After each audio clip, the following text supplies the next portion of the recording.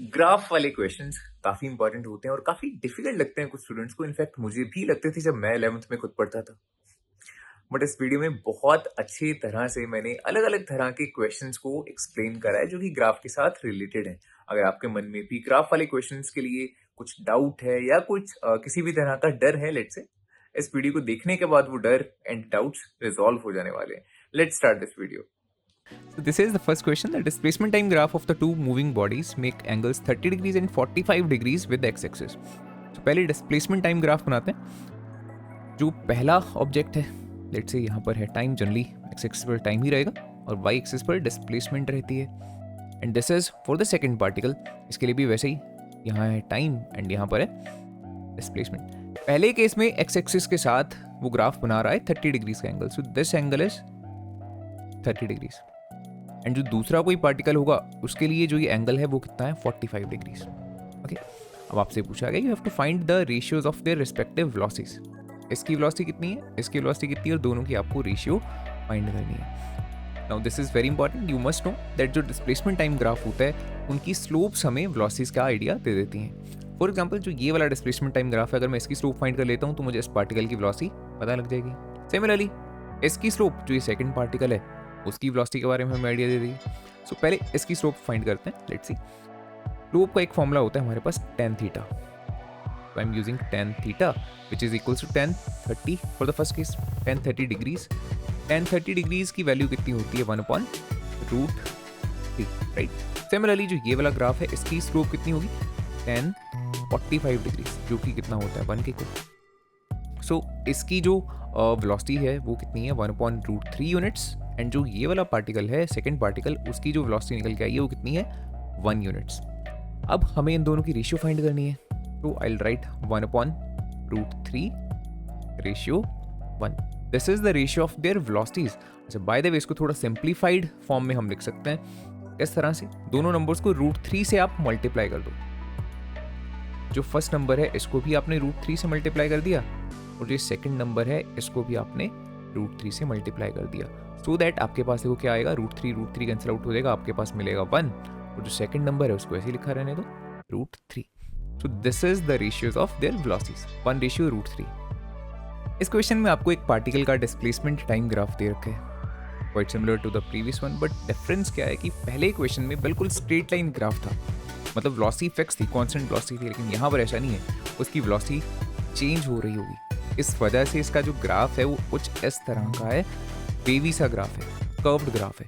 Okay, आपसे पूछा गया at what point is the instantaneous velocity of the particle negative. Negative उसकी velocity कहाँ है, सी पर, डी पर, ई पर या एफ पर, इन चारों पॉइंट्स में से आपको बताना है।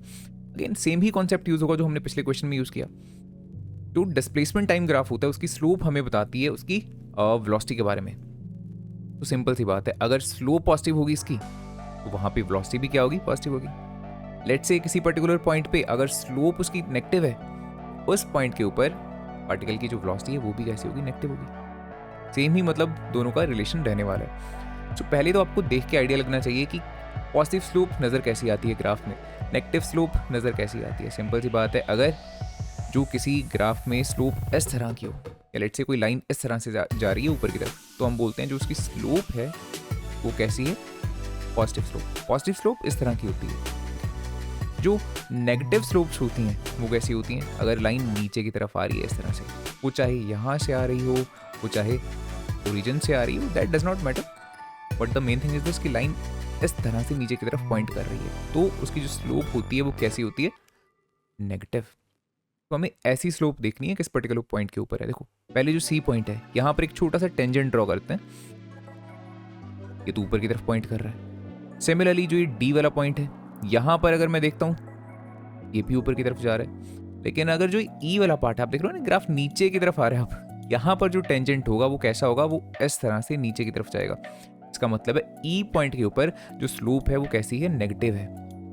एफ के ऊपर वो फिर से कैसे, ग्राफ देखो ऊपर की तरफ जा रहा है, मतलब टेंजेंट इस तरह से होगा ऊपर की तरफ, इट मीन्स ई पॉइंट के ऊपर उसकी वेलोसिटी कैसी है, नेगेटिव है। This is a very interesting question. 4 आपके पास वेलोसिटी टाइम ग्राफ गिवन है एंड आपसे पूछा गया कि कौन सा ग्राफ रियलिस्टिक है।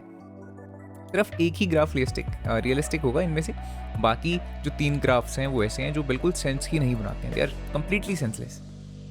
तो लेट्स सी, देखो अगर तो सिर्फ इसको एक नज़र से हम देखते हैं तो पहले 3 ग्राफ्स काफ़ी हद तक एक जैसे आपको नज़र आएंगे, और स्पेसिफिकली अगर कॉन्सेप्ट आपको क्लियर नहीं है, पहला ग्राफ कुछ ऐसे है, दूसरा कुछ ऐसे है, तीसरा ग्राफ कुछ ऐसे है, काफ़ी हद तक एक जैसे ही लगते हैं, बस अलग अलग एंगल्स पर घुमाया हुआ है उनको, है ना। बट काफ़ी माइन्यूट सा डिफरेंस है, लेकिन सिर्फ इतने से बारीक से डिफरेंस से ही बहुत डिफरेंस इनमें पड़ जाने वाला है। लेट्स सी, देखो जो पहला ग्राफ है, इसमें अगर आप गौर से देखोगे एक ही पर्टिकुलर टाइम के ऊपर इसकी अलग अलग नंबर ऑफ वेलोसिटीज होंगी। मान लो कि इस पर्टिकुलर टाइम पे हम चेक करते हैं, देखो ये कहाँ कहाँ कट कर रहा है इस ग्राफ को। एक तो यहाँ पर इसने कट किया, मतलब इसकी वेलोसिटी इतनी है, बट इस ग्राफ को ऊपर अगर मैं और एक्सटेंड करता हूँ, देखो तो यहाँ भी कट कर गया ये इसका मतलब उस टाइम के ऊपर पार्टिकल की वेलोसिटी कितनी थी, इतनी थी। देन अगर और इसको ऊपर लेके जाओगे तो यहाँ पर भी देखो ये कट कर रहा है, उसके साथ टच कर रहा है, इसका मतलब उसकी वेलोसिटी इतनी भी है। एक ही टाइम के ऊपर पार्टिकल की 3 अलग अलग वेलोसिटीज थोड़ी ना हो सकती हैं। ऐसा थोड़ी हो सकता है कि मान लो 5 सेकंड्स के ऊपर पार्टिकल 10 मीटर पर सेकंड के ऊपर भी मूव कर रहा है, वो 25 मीटर पर सेकंड के ऊपर भी मूव कर रहा है, वो 13 मीटर पर सेकंड के ऊपर भी मूव कर रहा है। This is completely senseless thing.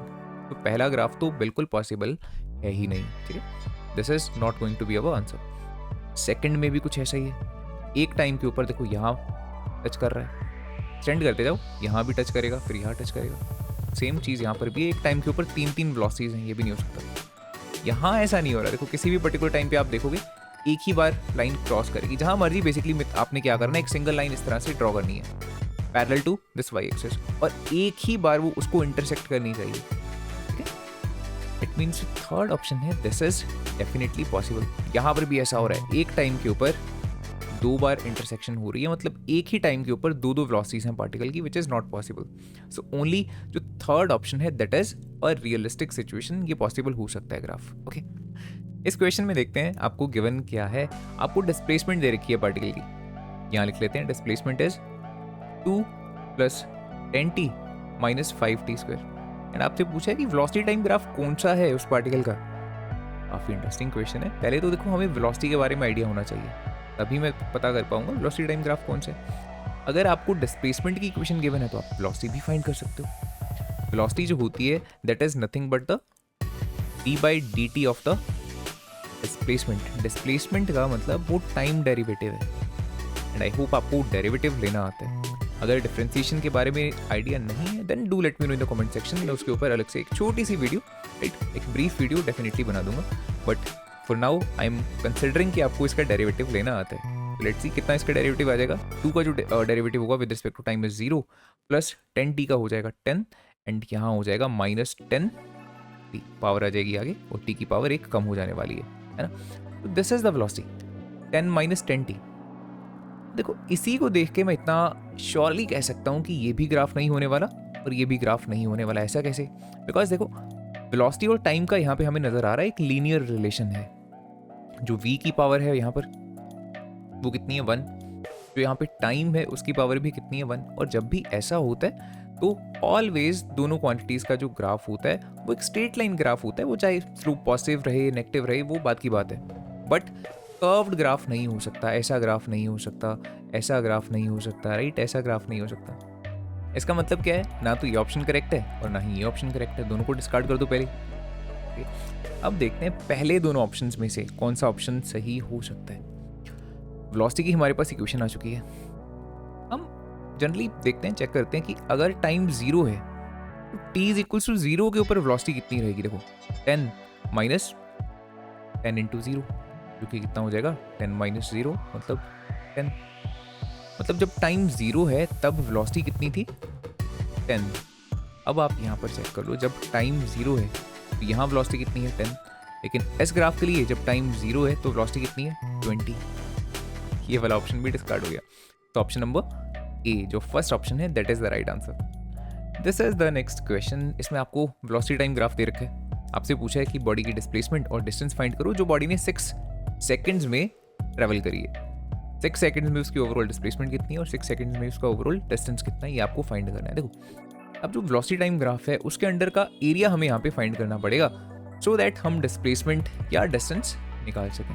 पहले अगर मैं बात करता हूँ डिस्प्लेसमेंट की, पहले इस एरिया को हम फाइंड करते हैं। This is a rectangle, rectangle का डायरेक्ट फॉर्मूला हमें पता है, length into breadth. This is 2 units, देखो यहाँ पे 2 है, एंड यहाँ तक कितना है 4, सो 4 2 8 है ना। तो इस पर्टिकुलर रेक्टेंगल का, पहली जो रेक्टेंगल है इसका एरिया कितना जाने वाला है, इसका एरिया हो जाएगा 8 मीटर्स। मीटर्स क्यों लिखा, बिकॉज यूनिट्स को भी आप मल्टीप्लाई कर सकते हो। यहाँ पर है मीटर पर सेकेंड और इस साइड पर है सेकेंड्स। लेंथ इंटू ब्रेथ कर रहे हैं ना, तो दोनों चीज़ों को हम मल्टीप्लाई कर रहे हैं। सेकंड से सेकंड यहाँ पर कैंसिल आउट हो जाएगा एंड आपके पास सिर्फ मीटर बचने वाले हैं। इसी वजह से तो आपको ये डिस्प्लेसमेंट या डिस्टेंस देगा। अब फाइंड करते हैं जो नीचे वाली रेक्टेंगल बन रही है, इसको देखते हैं। दिस पार्ट, इसकी लेंथ कितनी होगी, यहाँ है 4, यहाँ है 2। ओवरऑल इट मीन्स इसकी लेंथ जो है 2 यूनिट्स की है ना, 2 सेकेंड्स की है। दिस साइड इज 2 एंड जो ये वाली साइड है वो कितनी है, यहाँ पे लिखा हुआ है -2। तो -2 को अगर मैं 2 से मल्टीप्लाई करता हूँ मेरे पास आएगा -4, so I am writing -4 metres. Minus का अब क्या मतलब है कि बॉडी ने डायरेक्शन को चेंज किया है, थोड़ा सा वो पीछे की डायरेक्शन में गई है। कितना, 4 मीटर्स। ओके, देन ये वाली रेक्टेंगल है, इसका एरिया फाइंड कर लेते हैं। जल्दी से देखते हैं यहाँ पे कितना आएगा। दिस साइड इज 2 एंड जो ये वाली साइड है यहाँ 4 है, यहाँ 6 है। This side is also 2। It means इस पर्टिकुलर पार्ट का जो एरिया है that is also 4 metres. Just वो पॉजिटिव है, जितना वो पीछे की तरफ गया उतना ही मतलब वो आगे की तरफ दोबारा से आ गया। अब अगर तो बॉडी की हमने फाइंड करनी है डिस्प्लेसमेंट, तो कितनी आ जाएगी, इट विल बी 8 मीटर्स। बस पहले वो 8 मीटर आगे गया, फिर 4 मीटर पीछे गया, फिर 4 मीटर आगे गया। 4 से 4 तो कैंसिल आउट हो जाएगा। ओवरऑल जो उसकी डिस्प्लेसमेंट होगी वो हो जाएगी 8 मीटर्स। शुरू से 8 मीटर्स ही मतलब वो आगे है फिलहाल। Okay, after the 6 seconds. Similarly अगर आपको उसका ओवरऑल डिस्टेंस निकालना है तो आप डिस्टेंस भी निकाल सकते हो। Just the difference is this कि आप इन सभी क्वांटिटीज को ऐड अप करोगे। 8 metres plus 4 metres plus 4 metres, because distance में नेगेटिव पॉजिटिव नहीं होता, वो सिर्फ पॉजिटिव ही रहता है। अगर नेगेटिव भी है उसकी डिस्प्लेसमेंट, उसको आप पॉजिटिव कंसिडर करके डिस्टेंस कंसिडर कर सकते हो। सो 8, 4 एंड 4, ओवरऑल बॉडी ने कितना डिस्टेंस यहाँ पर ट्रेवल करा, 4 and 4 8 and 8 and 8 are 16. So total 16 meters is the distance traveled by the particle in the 6 seconds. इस क्वेश्चन में आपके पास बता रखा है एक पार्टिकल है, रेस्ट से चलना वो शुरू करता है और उसका एक्सेलरेशन टाइम ग्राफ कुछ इस तरह का है एंड आपसे पूछा गया है you have to find the maximum speed of the particle. देखो पहले इस ग्राफ को थोड़ा सा एनालाइज करते हैं। एक्सेलरेशन उसकी स्टार्टिंग में थी 10 मीटर पर सेकेंड स्क्वायर, फिर डिक्रीज होती जा रही है, डिक्रीज होती जा रही है। यहाँ पर आके एग्जैक्टली कितनी हो चुकी होगी उसकी एक्सेलरेशन, 0 मीटर पर सेकेंड स्क्वायर।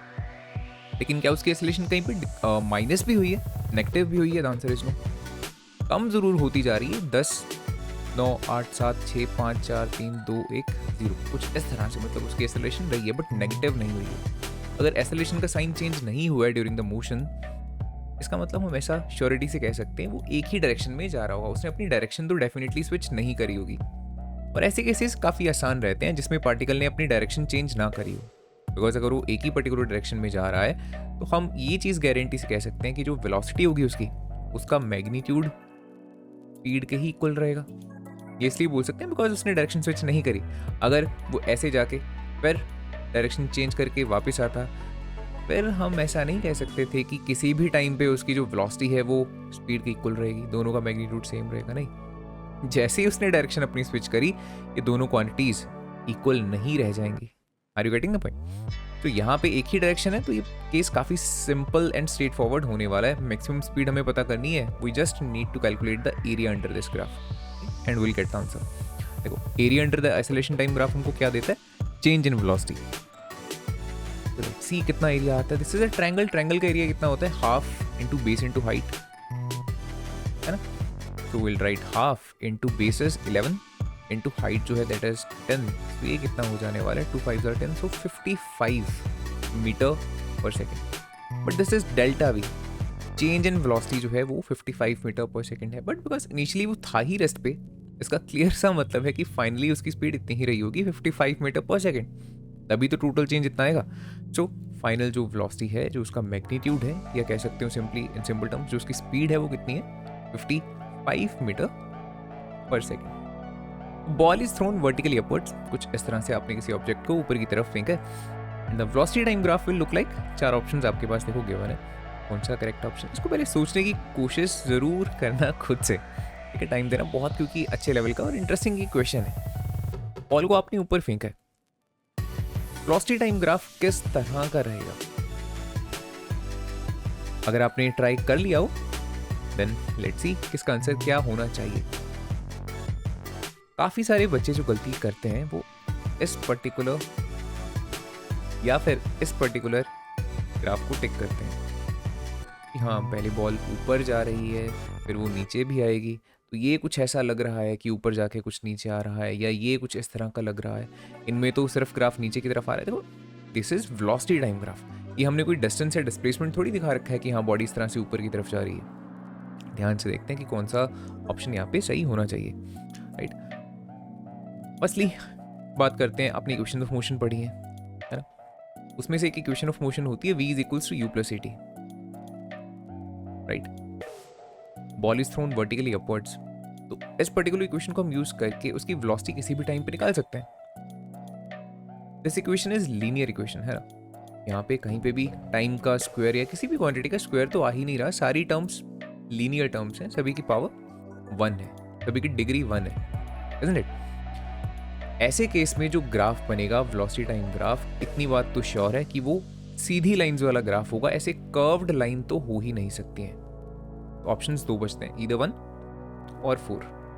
अब फर्स्ट ऑप्शन एंड फोर्थ में से देखो कौन सा सही हो सकता है।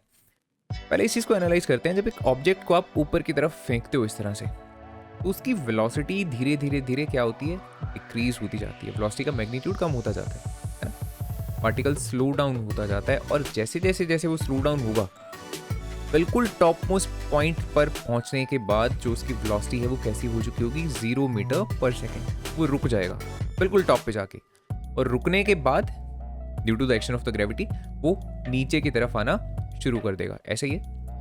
अब सिंपल सी बात है, अगर एक एक्सिस को हम पॉजिटिव ले लेते हैं, मान लो अपवर्ड एक्सिस को पॉजिटिव लेते हैं, राइट, तो उसकी वेलोसिटी क्या है, देखो देखो धीरे धीरे धीरे धीरे कम होती जा रही है, कम होती जा रही है, फिर 0 हो जा रही है, और उसके बाद डायरेक्शन चेंज हो गई, इसका मतलब अब वो नेगेटिव वेलोसिटी होती जा रही है ना। सो पहले वो पॉजिटिव है, फिर धीरे धीरे धीरे कम होके एक पॉइंट पे 0 हो जाएगी, एंड देन वो नेगेटिव हो जाएगी। ऐसा कौन से डायग्राम में है, फर्स्ट में या फोर्थ में? आंसर इज फर्स्ट में। देखो पहले वो पॉजिटिव थी, यहाँ पर धीरे धीरे कम होते हुए यहाँ पर वो 0 हो चुकी है, मतलब बॉडी रेस्ट पर है, एंड उसके बाद भी वो कम होती जा रही है, मतलब नेगेटिव वेलोसिटी है। इसका मतलब है यहाँ पर सिर्फ इस पार्ट में बॉडी ने अपना जो डायरेक्शन है वो स्विच कर दी है। Okay, so this option is correct. Ball is release from 100 metre tall tower, और उसका AT ग्राफ और VT ग्राफ किस तरह का नजर आएगा, ये आपसे पूछा गया। फर्स्टली देखते हैं वेलोसिटी टाइम ग्राफ। सो आपने यहाँ से ऑब्जेक्ट फेंका है, नीचे की तरफ वो जा रहा है, एंड मान लेते हैं नीचे वाली एक्सिस को पॉजिटिव मान लेते हैं, बिकॉज मोशन डाउनवर्ड्स हो रहा है, ठीक है। तो जब बॉडी नीचे की तरफ जाएगी तो उसकी वेलोसिटी पॉजिटिव रहेगी और एक्सेलरेशन भी पॉजिटिव रहेगी। लेट्स सी, वेलोसिटी पॉजिटिव रहेगी, और जैसे जैसे जैसे वो नीचे की तरफ गिरेगा ऑब्जेक्ट, बॉडी और तेज होती जाएगी। इसका मतलब है जो वेलोसिटी टाइम ग्राफ रहेगा वो कुछ इस तरह का रहेगा, अगर ऑब्जेक्ट काफी हाइट से गिर रहा है। स्लोप उसकी कांस्टेंट रहेगी, right, because slope of the velocity time graph tells us about the acceleration. Acceleration उसकी कांस्टेंट है ना, 9.8 मीटर पर second square. This is due to the earth's gravity, that's why slope इसकी फिक्स रहने वाली है। ऐसा नहीं है कि हाँ इस तरह से आप इसको बनाओगे। ओके, लीनियर ग्राफ आपका बनेगा वेलोसिटी टाइम ग्राफ। सिमिलरली अगर हमें बनाना हो उसके लिए एक्सेलरेशन टाइम ग्राफ, वो तो उससे भी ज़्यादा आसान रहने वाला है। This is acceleration, because the acceleration is constant through out the motion of the object. इसको सिंपली हम इस तरह से बनाएंगे, बिकॉज देखो दिस इज 0, राइट, यहाँ पे मार्किंग्स लगा सकते हो 1 मीटर पर सेकंड स्क्वायर, 2 मीटर पर सेकंड स्क्वायर, 3 मीटर पर सेकंड स्क्वायर। इसी तरह से लेट से कहीं पर भी जहाँ पर वो 9.8 मीटर पर सेकंड स्क्वायर होगा, वहाँ पे इस तरह का ग्राफ आपका देखने को मिलेगा। मतलब टाइम वेरी कर रहा है बट एक्सेलरेशन चेंज नहीं हो रही है, उसकी 9.8 मीटर पर सेकंड स्क्वायर ही है। तो इस तरह का होगा बॉडी का एक्सेलरेशन टाइम ग्राफ। इसी के साथ ही लेट से अगर आपसे पूछ लिया जाता है कि for the same motion displacement time graph भी बना के दिखाओ, कैसा होगा, राइट, तो वो देखो कैसा बनेगा। Let's see, here will be time, here will be the displacement, पहली बात तो श्योर है 100 मीटर टॉल टावर से अगर कोई जैसे बॉल गिर रही है और हमने डाउनवर्ड एक्सेस को पॉजिटिव माना है लेट्स से, तो डिस्प्लेसमेंट उसकी बढ़ती जाएगी बढ़ती जाएगी बढ़ती जाएगी। यहाँ पर आकर 100 मीटर्स की डिस्प्लेसमेंट वो कर चुका होगा as compare to this initial point, है ना। तो डिस्प्लेसमेंट बढ़ रही है विद रिस्पेक्ट टू टाइम, तो इसको ये बनाने की गलती नहीं कर देनी आपको। लीनियर ग्राफ बना दिया, ठीक है, पहले कम थी फिर टाइम बढ़ रहा है और साथ साथ साथ डिस्प्लेसमेंट भी बढ़ रही है। अगर हम ऐसा कर देंगे तो ये ग्राफ गलत हो जाने वाला है। देखो क्यों, अगर मैं इसको लीनियर ग्राफ बना दूंगा तो इसका मतलब है डिस्प्लेसमेंट टाइम ग्राफ की स्लोप जो होती है वो हमें क्या बताती है अबाउट द वेलोसिटी। इसकी स्लोप तो कांस्टेंट है, इसकी स्लोप तो फिक्स है, स्लोप इसकी चेंज थोड़ी हो रही है ऐसे। यहाँ अगर मैं इसको ऐसे बना देता हूँ इसका मतलब है इसकी कांस्टेंट स्लोप है, और कांस्टेंट स्लोप का मतलब है कांस्टेंट वेलोसिटी है। बट ऐसा तो है नहीं, बॉडी जैसे जैसे नीचे की तरफ आएगी वो स्पीड अप होगी, है ना, उसकी स्पीड इंक्रीज होती जाएगी। यहाँ अगर मैंने स्ट्रेट लाइन ग्राफ बना दिया डिस्प्लेसमेंट टाइम ग्राफ का, तो इसका मतलब ये निकलेगा कि बॉडी एक्सेलरेट ही नहीं हो रही है, बॉडी की कांस्टेंट वेलोसिटी है। तो ये गलत हो जाएगा। यहाँ पर जो ग्राफ है डिस्प्लेसमेंट टाइम ग्राफ वो कुछ इस तरह से बनता है। मतलब क्या है, जो इसकी स्लोप है आप देख लो इंक्रीज होती जा रही है। यहाँ पे स्लोप कम थी, राइट, अब टेंजेंट ड्रॉ करोगे किसी भी पॉइंट पे, यहाँ पे स्लोप और ज़्यादा, यहाँ पे स्लोप और ज़्यादा, यहाँ पे स्लोप और ज़्यादा।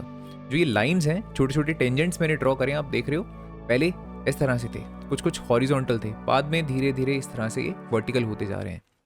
मतलब उनकी स्लोप इंक्रीज होती जा रही है। This will be the right graph, because slope बढ़ गई इसका मतलब क्या होगा, यहाँ पे वेलोसिटी बढ़ गई। वेलोसिटी बढ़ गई का मतलब क्या रहेगा, बॉडी एक्सेलरेट हो रही है। ओके, तो कुछ इस तरह का ग्राफ रहता है अगर बॉडी फ्री फॉल कर रही होती है। ये तीनों ग्राफ आपको अच्छे से याद होने चाहिए। This is the displacement time graph, this is the velocity time graph, and this one is the acceleration time graph of an object जो फ्री फॉल कर रहा है only under the action of the earth's gravity. Okay, what will be the displacement time graph of an object जो move कर रहा है with infinite velocity look like. Infinite velocity पहले तो सोचो एक्चुअल में हो सकती है, the answer is no. Actual में स्पीड ऑफ लाइट से ज़्यादा तेज कुछ भी मूव नहीं कर सकता इस यूनिवर्स में, 3 × 10⁸ मीटर पर second. This is the speed limit. Universe में कुछ भी इससे तेज ना तो कभी मूव करेगा ना ही कर सकता है, और ऐसा भी नहीं कि अब तक नहीं पाया गया, ना ही कभी पाया जाएगा जो इससे तेज मूव कर रहा हो। इसका मतलब है ये एक्चुअल में जस्ट इमेजिनरी सा केस है, इसलिए इसको हाइपोथेटिकल बोला गया। पहले तो ये क्लियर होना चाहिए।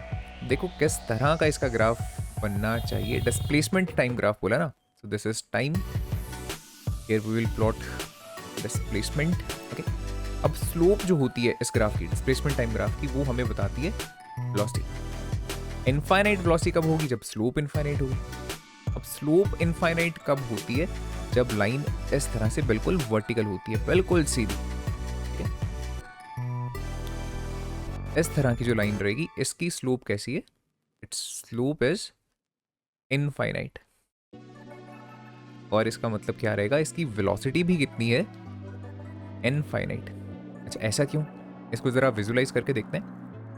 इनफाइनाइट वेलोसिटी, बहुत ही ज्यादा वेलोसिटी अगर रहेगी, राइट, चलो इनफाइनाइट ना सी आप ऐसे ही मान लो 3 × 10⁸, अगर इतनी ज़्यादा वेलोसिटी भी है तो इसका बेसिकली फंडामेंटल मीनिंग क्या है इसको समझते हैं कि टाइम बहुत थोड़ा सा भी अगर उसको दे रहे हैं मूव करने में, तब वो बहुत ज़्यादा डिस्प्लेसमेंट कर जा रहा है, ऐसा ही मतलब है ना।